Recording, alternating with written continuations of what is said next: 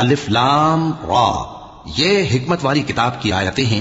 کیا لوگوں کو تعجب ہوا کہ ہم نے انہی میں سے ایک شخص کو حکم بھیجا کہ لوگوں کو ڈر سنا دو اور ایمان لانے والوں کو خوشخبری دے دو کہ ان کے پروردگار کے ہاں ان کا سچا درجہ ہے۔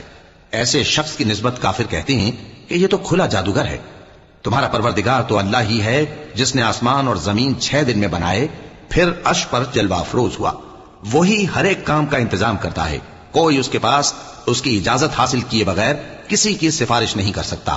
یہی اللہ تمہارا پروردگار ہے، تو اسی کی عبادت کرو۔ بھلا تم غور کیوں نہیں کرتے؟ اسی کے پاس تم سب کو لوٹ کر جانا ہے۔ اللہ کا وعدہ سچا ہے، وہی خلقت کو پہلی بار پیدا کرتا ہے، پھر وہی اس کو دوبارہ پیدا کرے گا تاکہ ایمان والوں اور نیک کام کرنے والوں کو انصاف کے ساتھ بدلہ دے۔ اور جو کافر ہیں ان کے لیے پینے کو نہایت کھولتا پانی اور درد دینے والا عذاب ہوگا، کیونکہ وہ کفر کرتے تھے۔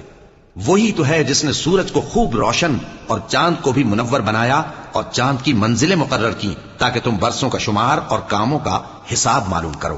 یہ سب کچھ اللہ نے تدبیر سے پیدا کیا ہے، سمجھنے والوں کے لیے وہ اپنی آیتیں کھول کھول کر بیان فرماتا ہے۔ رات اور دن کے ایک دوسرے کے پیچھے آنے جانے میں اور جو چیزیں اللہ نے آسمان اور زمین میں پیدا کی ہیں سب میں ڈرنے والوں کے لیے نشانیاں ہیں۔ جن لوگوں کو ہم سے ملنے کی توقع نہیں اور دنیا کی زندگی سے خوش اور اسی پر مطمئن ہو بیٹھے اور ہماری نشانیوں سے غافل ہو رہی ہیں، ان کا ٹھکانہ ان اعمال کے سبب جو وہ کرتے ہیں دوزخ ہے۔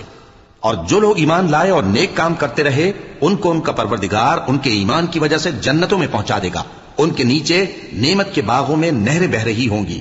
جب وہ ان میں ان کی نعمتوں کو دیکھیں گے تو بے ساختہ کہیں گے سبحان اللہ، اور آپس میں ان کی دعا سلام علیکم ہوگی، اور ان کا آخری قول یہ ہوگا کہ اللہ رب العالمین کی حمد اور اس کا شکر ہے۔